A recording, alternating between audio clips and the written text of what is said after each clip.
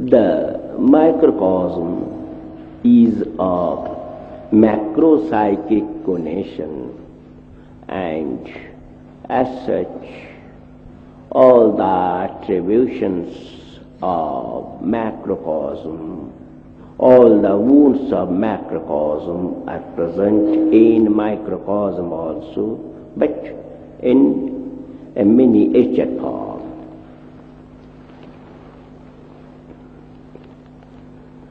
By nature, microcosm is an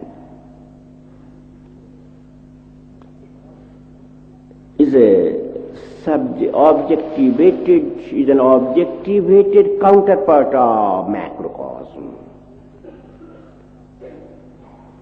and it being within the infinite scope of macrocosm goes on moving and moving. The path is of infinite length. It will go on moving till it reaches that definite goal. What should be the goal? It is one of the psychic wounds is that any object takes the form of its goal. That is, it is transmuted into its object. So, the object of ideation for the microcosm is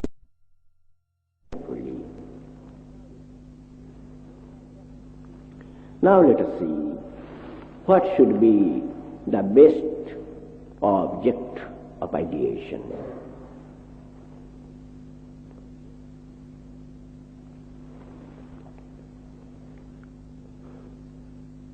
First of all, take the case of the tempos eternal.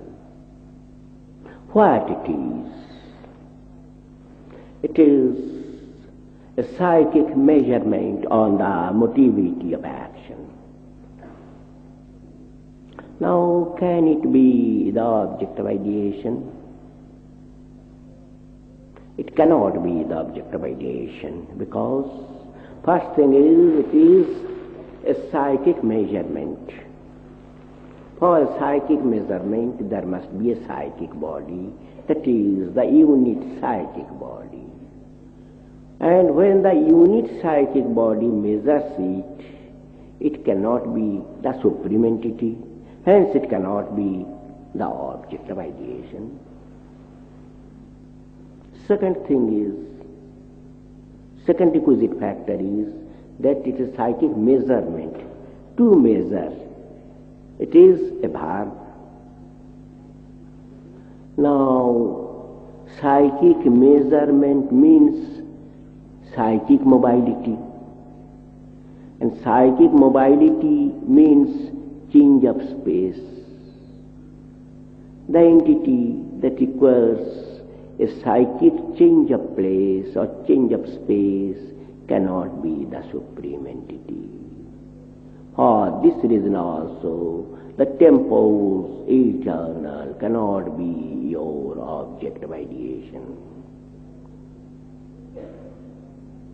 Third thing is, this measurement is on the mobility or motivity of action. What is motivity or what is mobility?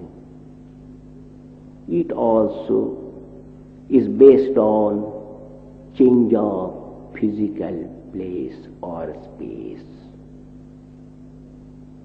Then first this physical world is to be created, then the measurement of action is to be done by the psychic body of the microcosm. So the factor, the entity whose very existence depends upon these physical or psychophysical factors cannot be the supreme entity.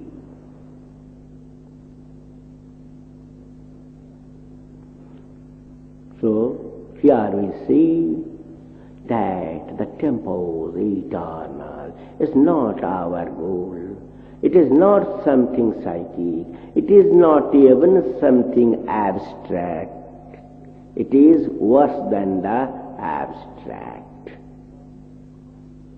So it is something cruder than human beings. Rather, human beings are the creators of this entity. Hence, it is not our object of ideation. It cannot be our object of meditation. It cannot be our object of adoration or exaltation.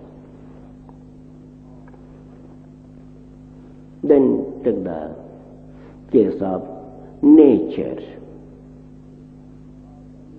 There are some persons, or there were some persons in the past who were worshippers of nature, worshipping tree, worshipping sky, like this. Can nature be the object of ideation? No, certainly not. What is nature? Nature is the name of a particular style according to which the operative principle functions. It is simply a style. That style cannot be the object of meditation or ideation. And second thing is, as nature is nothing but a style only, if that style becomes the object, then the very entity will be converted into the style, into a style only. A foolish idea. So, the nature worshippers, they may be learned scholars, but they move in fool's paradise. Nature cannot be your object of ideation. Then third, fate. There were and there are many people who are fatalists. They are worshippers of fate. Fatalist means worshipper of fate, worshipper of fortune and fate. They are worse than nature worshippers. What is fate? There is nothing called fate in this universe. So far as the philosophy can say, there cannot be anything called fate. What is fate? When each and everybody will have to undergo the reaction of his past actions. When the original action is known, we say it is the reaction of that action. Suppose your finger comes in contact with fire. You will get the pain, you will have to suffer, but at that moment you will say, or you will feel that because the finger came in contact with fire, that's why he is undergoing the trouble. But when the reaction takes place after a long gap, and when the original action is not known or forgotten, or the original action took place in another past life, that you do not know what was the original action, in that case you say it is fate, it is fate. But actually there is no fate. What we call fate is actually reaction of our past actions. In Sanskrit it is called sanskar. Sanskar. So this fate cannot be the object of ideation. Fate is simply the reaction of original action. So when there is no original action, there cannot be any reaction. So reaction is a creation of your own action. When reaction is a creation of your own action, you are the creator, you are the father of reaction. So how reaction can be your object of ideation? No. man must not be fatalist, a man must not be fate worshipper, a man should be bold. He should boldly face all troubles, all consequences. He must not be fatalist. So fate cannot be the object of meditation. Fight against fate. Then some people say that this earth is of accidental creation. This universe is of accidental creation. An accident is the root cause of this creation. So accident is the God because it created the world. And so accident should be the object of ideation. It is also a foolish idea. What is accident? There is nothing called accident. Everything is incident.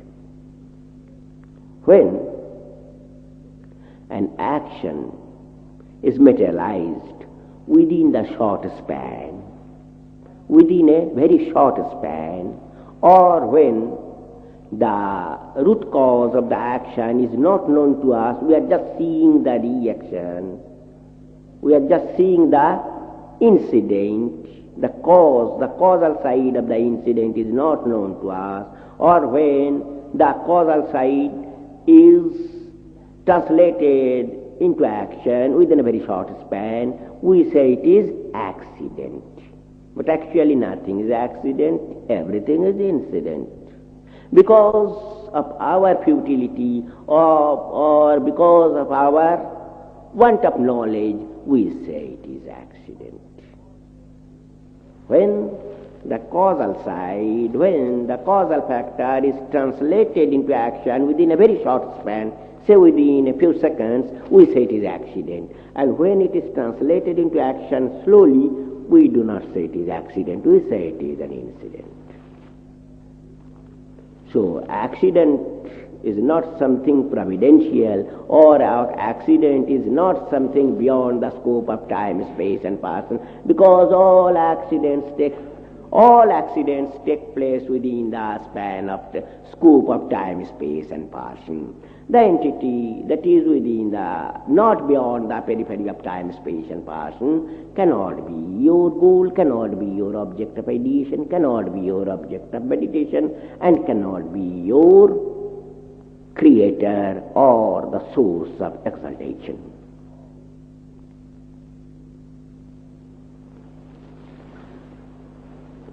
Some people say,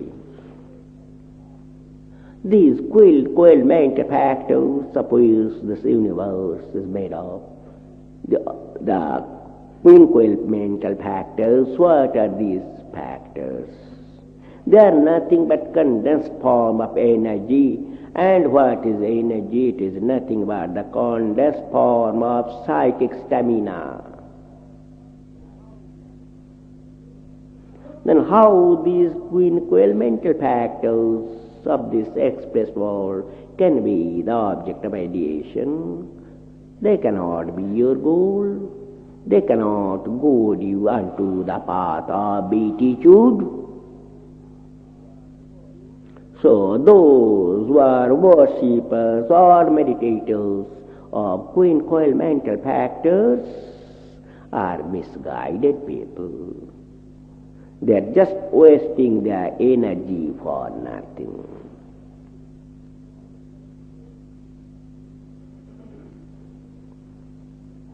Some people are of opinion that the cosmic energy is the original source or causal matrix of the universe. Hence this causal matrix should be the object of ideation. But what is this causal matrix? Causal matrix, this cosmic energy cannot be regarded as the causal matrix because it is a blind force. Energy is a blind force. Electricity is a blind force. It is being controlled by human intellect.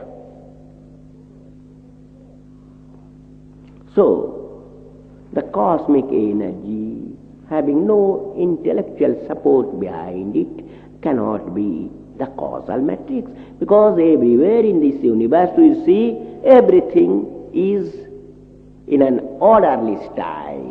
That is, there is something intellectual behind the cosmic energy, and that's why there is order everywhere. There is system everywhere. The entire creation is of a systematic order, so it cannot be a creation of blind force or blind energy. There must be some intellectual force behind it. So, the cosmic energy cannot be treated as the causal matrix and cannot be ascribed, no godhood can be ascribed to it. It cannot get the status of causal matrix. Some people are of opinion that there is the soul, there is the spirit in each and every structure, and that spirit is the goal of our life. You see, there are so many spirits and souls associated with so many microcosms. They have got that to function under certain limitations. They cannot go beyond the arena of microcosm.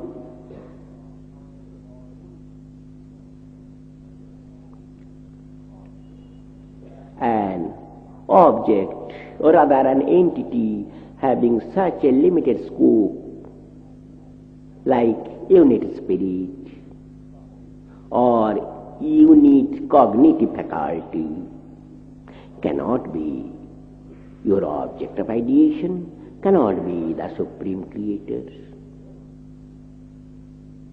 Then,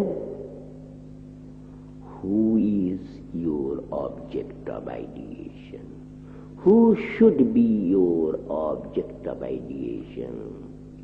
Who is the faculty that creates you, feeds you, and takes you on his lap when the proper time comes?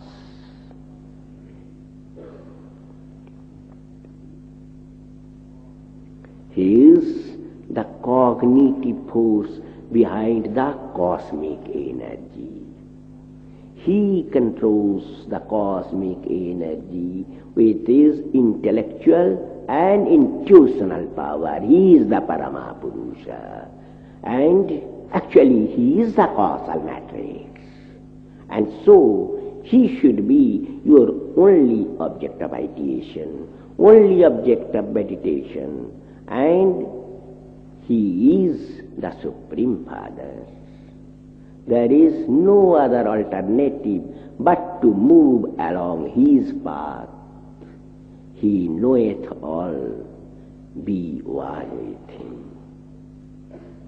Now, from the very start of your life in distant past and up to the final culmination of all your movements and marches, you are with him, you will be with him, and under no circumstances you can be away from him. So he is the only object of ideation, that Paramapurusha. The root meaning of the term Baba is the dearest one or the nearest one. As he is the Supreme Father, the Paramapurusha, he is Baba of the entire creation. And because you are the created being, you are his loving children, you are also his Baba, because Baba means nearest and dearest ones.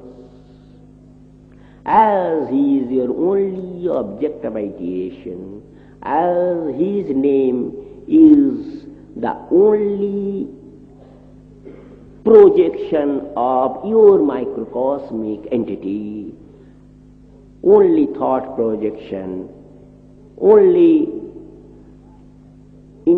introversal projection, intro come extroversal projection. So his name should be always with you, in your mind, in your tongue, in your vocal cord, everywhere.